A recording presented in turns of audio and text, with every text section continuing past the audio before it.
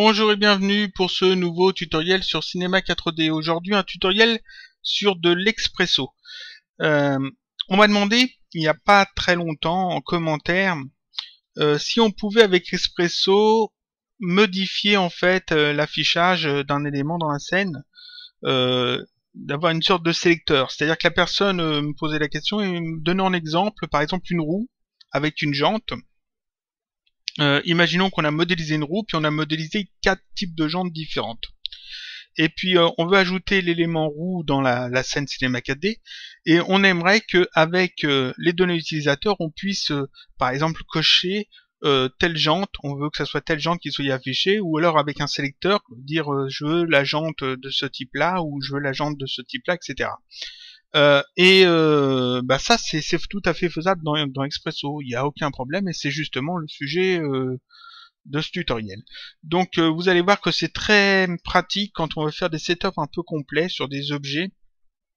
Je montrerai après ce qu'on peut obtenir avec le mur de science-fiction qu'on modélise en ce moment dans les tutos de modélisation, ce que ça peut donner. Donc imaginons ici dans ma scène, j'aimerais pouvoir switcher entre par exemple un cube.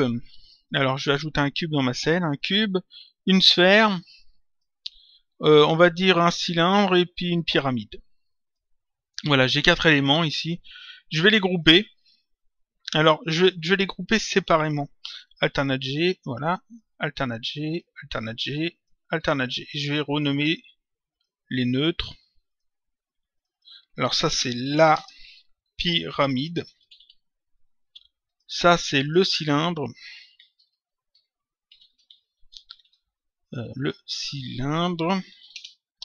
Ça c'est la sphère, et ça c'est le cube. Voilà. Et donc ces neutres, je les ai mis dans des neutres comme ça, pour bien montrer qu'on peut mettre. Là j'ai mis un objet, mais je pourrais en mettre plusieurs. C'est-à-dire qu'ici j'ai mis un cube, mais je pourrais très bien mettre 2 cubes. D'ailleurs je vais le faire. On va faire ça, on va faire 2 cubes, un légèrement décalé comme ça. On va faire pareil pour la sphère. Imaginons que c'est 2 sphères. On va en dupliquer une comme ça. Voilà. Le cylindre, on va en mettre 2 aussi. On va en dupliquer un. Et la pyramide, on va en faire 2 aussi. On va aussi en dupliquer un. En dupliquer une. C'est une pyramide. Donc tout ça, je groupe, alternate G. Et je vais appeler ça par exemple les objets. Voilà. Et je vais en fait les cacher. Ni les afficher ni à l'affichage, dans la vue, ni au rendu. C'est-à-dire qu'ils sont totalement ignorés par Cinema 4D. Mais ils sont là quand même. J'ai quand même ici mes éléments, avec ici 2 pyramides, ici 2 cylindres, ici 2 sphères et ici 2 cubes. Ça pourrait être des objets beaucoup plus complexes.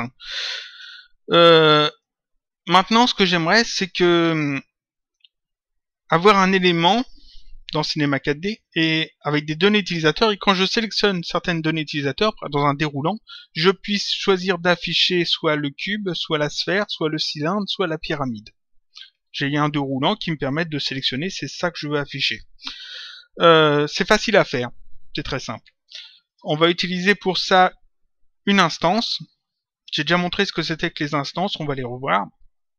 Un nœud expresso et un petit expresso. Donc l'instance, j'ai déjà montré, par exemple si je prends un cube et puis que je clique ici sur instance, l'instance est en fait un double du cube. Comment ça se fait que Cinema 4D sait que l'instance est un double du cube? Parce que quand j'ai mis l'instance, j'avais sélectionné le cube avant. Donc ici dans instance, dans les propriétés de l'instance, il y a objet de référence et c'est indiqué cube. Parce que c'est le cube qui était sélectionné.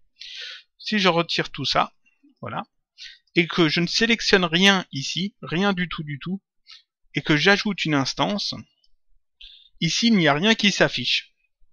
Et ici sur l'icône de l'instance, on voit qu'il y a une petite croix rouge, toute petite, et ici dans ses propriétés, objet de référence, il n'y a rien. Donc il y a la petite croix rouge justement pour dire que justement il n'y a rien. Donc l'instance est vide, c'est une instance totalement vide. Cette instance-là, on peut donc lui mettre ici ce que l'on veut. Et on peut utiliser Expresso pour dire ici, dans l'objet de référence, on va mettre tel objet. Et puis on peut gérer ça dynamiquement. On peut dire on va mettre tel objet, mais à tel autre moment, on va en changer. On va peut-être mettre un autre objet. On peut gérer ça avec les données utilisateurs. On peut utiliser les données utilisateurs pour dire ici, je veux tel objet d'afficher. Et puis quand on change les données utilisateurs, ça va être un autre objet qui va s'afficher. C'est exactement ce qu'on va faire. Donc ici, je vais d'abord créer des données utilisateurs. Donc je sélectionne l'instance, que je vais renommer d'ailleurs mon objet. Voilà. Je pourrais l'appeler comme je veux. Mon objet. Je la sélectionne, je vais dans données utilisateurs, gérer les données utilisateurs. Je vais créer des données utilisateurs. On ajoute un groupe que je vais sortir du groupe données utilisateurs pour le mettre tout à la racine. On va le renommer style d'objet. Style d'objet. Dans ce groupe style d'objet, je fais ajouter pour ajouter une donnée utilisateur qu'on va appeler objet à afficher. Voilà. Alors, je me suis trompé, j'ai fait entrer trop vite. Objet à afficher.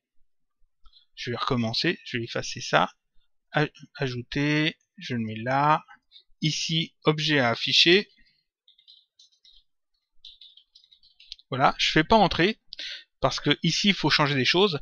Champ d'entrée, je veux pas que ça soit un champ d'entrée flottant. Ici, je sélectionne et je vais choisir champ d'entrée entier. Parce qu'on a besoin de sortir une valeur entière. Ici, dans interface, champ d'entrée entier, c'est bien, ça donne cet aperçu-là, la valeur là, c'est-à-dire un petit numéro qu'on peut augmenter ou diminuer. Pour que ce soit plus sympa à utiliser, on va changer ça, je vais mettre cycle. Cycle, ça me donne ici toute une zone de saisie dans laquelle je vais pouvoir taper en fait des informations sur la liste des éléments à afficher.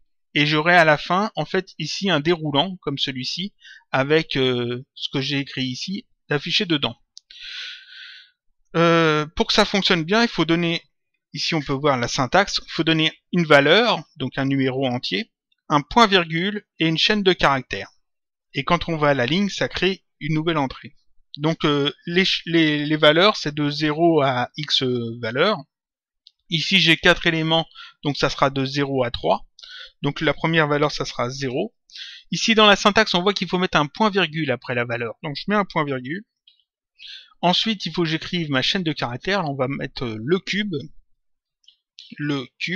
parce que on va dire que ça sera le premier. Je fais entrer. Ensuite, je mets une autre valeur, 1, point-virgule. On va mettre la sphère,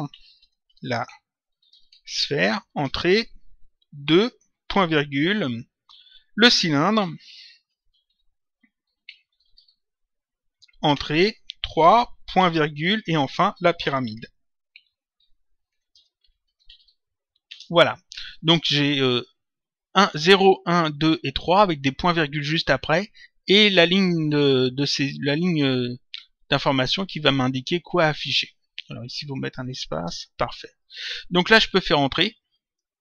Et ici, on peut voir que quand je sélectionne mon instance, mon objet instance, dans ces données utilisateurs, j'ai ici l'onglet style d'objet, et j'ai ici objet à afficher, et avec un déroulant, et les différents éléments que je peux afficher. Donc le cube, la sphère, le cylindre, la pyramide.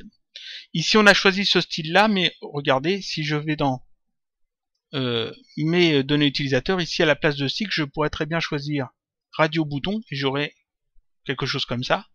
Ici, on pourrait choisir comme ça. Je peux choisir aussi ici, par exemple, QuickTab Radio, qui me permet d'obtenir quelque chose comme ça. Voilà, ça peut être sympa. J'ai aussi bouton cycle, c'est un déroulant, mais qui fait aussi bouton, c'est-à-dire qu'on peut cliquer dessus. Bon, ici, on a choisi cycle, ça sera très bien. Je laisse cycle. Je vais maintenant ajouter un expresso sur mon instance. Alors, je vais mettre chose utile, je vais mettre le neutre, les objets, enfants de l'instance. Voilà, comme ça, je pourrais en fait minimiser tout ça et puis ça passera, ça sera plus propre. Donc, je sélectionne mon instance, clic droit, site propriété Cinema 4D et j'ajoute un tag expresso. Voilà, ça m'ouvre ici la fenêtre Expresso, que je vais essayer d'améliorer un petit peu au niveau de la dimension, afin de tout avoir. Comme ça, c'est parfait. Dans cette fenêtre Expresso, je vais y glisser l'instance. J'y glisse l'instance parce que j'ai besoin de récupérer en fait ces données utilisateurs. Donc ici, sur le petit carré rouge, je vais aller chercher style d'objet, donc les données utilisateurs que j'ai ajoutées, objet à afficher. Ici, en sortie, ce nœud-là va nous sortir en fait une valeur entre 0 et 3, donc 0, 1, 2 ou 3, qui correspondra en fait à la valeur qu'on a tapée quand on a saisi ces lignes-là. Donc 0 c'est le cube, 1 c'est la sphère, 2 c'est le cylindre, et 3 c'est la pyramide, vu que ce sont les numéros qu'on a mis avant les points-virgules. Donc quand je vais sélectionner ici une valeur, ici il va me sortir un numéro entre 0 et 3, qui correspondra en fait à cette valeur-là. Si je prends le cube, ici j'aurai la valeur 0. Ensuite j'ajoute encore une fois l'instance, une deuxième fois. Parce que en fait ici, ce que je veux, c'est changer ici l'objet de référence, qui est pour l'instant il est vide. Je veux changer ce champ-là, ce paramètre, en fonction de ce que va me sortir ici ce nœud. Donc ici, il faut que je récupère l'objet de référence. Et dans l'instance, dans l'onglet objet, donc ici les petits carrés bleus, je vais dans caractéristiques de l'objet, objet de référence. Voilà, ça correspond à ce champ-là. Maintenant, il nous faut quelque chose ici qui nous indique que quand on a par exemple ici sorti le 0, ça doit être le cube qui doit être sélectionné et entré là-dedans. Et c'est là qu'on voit le nouveau nœud d'Expresso, de ce tutoriel. C'est le nœud liste de liens. Il est ici dans Généralité, Expresso, Généralité, liste de liens. Je l'ajoute, voilà. Liste de liens, c'est un nœud qui est tout simple. Il demande en entrée un indice, donc un numéro, et en sortie, il va nous sortir un élément, un lien.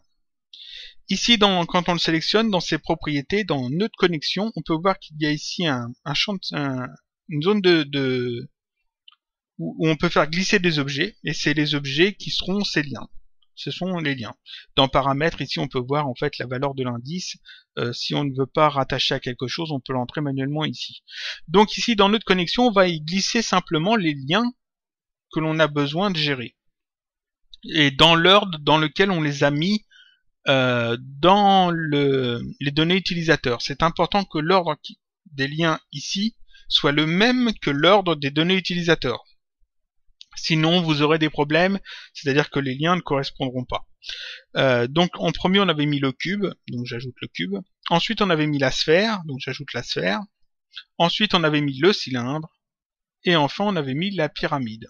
Donc 0, 1, 2 et 3.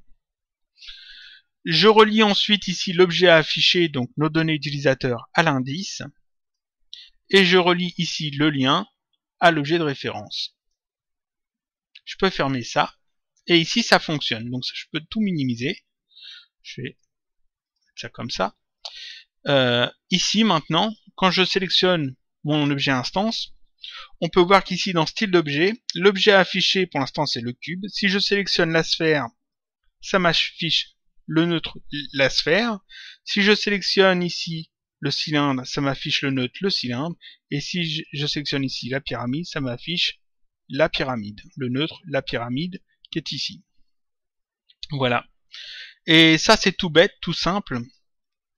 Comme ça, juste avec des données utilisateurs et un tout petit peu d'Expresso, c'est vraiment pas très compliqué. Hein, vous voyez, on a l'instance, l'objet à afficher, ici, c'est notre donnée d'utilisateur. Le neutre, le nœud Expresso liste de liens. On récupère l'indice à partir des données utilisateurs et il va nous sortir en objet de référence l'élément que l'on a indiqué ici et qui correspond à l'indice qu'on entre ici. Alors ce truc là, qui est tout bête à faire, ça peut être très utile si vous faites des setups un peu plus complets.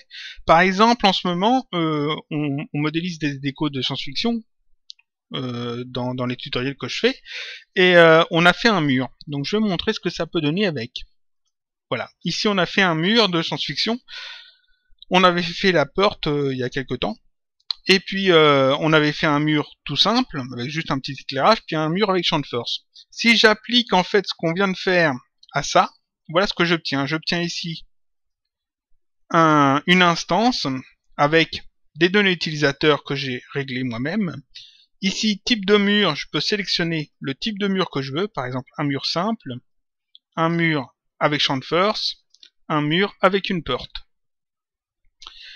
Je peux donc faire un décor de science-fiction très rapidement, c'est-à-dire que j'ai mon objet ici, je peux le dupliquer, je vais le déplacer comme ça, je vais dire que ce double-là, c'est un mur simple, je vais le dupliquer, je vais le déplacer comme ça, on va dire que celui-là, c'est un mur avec champ de force, je vais encore le dupliquer, voilà, le double qu'on va mettre comme ça, je vais le faire tourner à 90 degrés,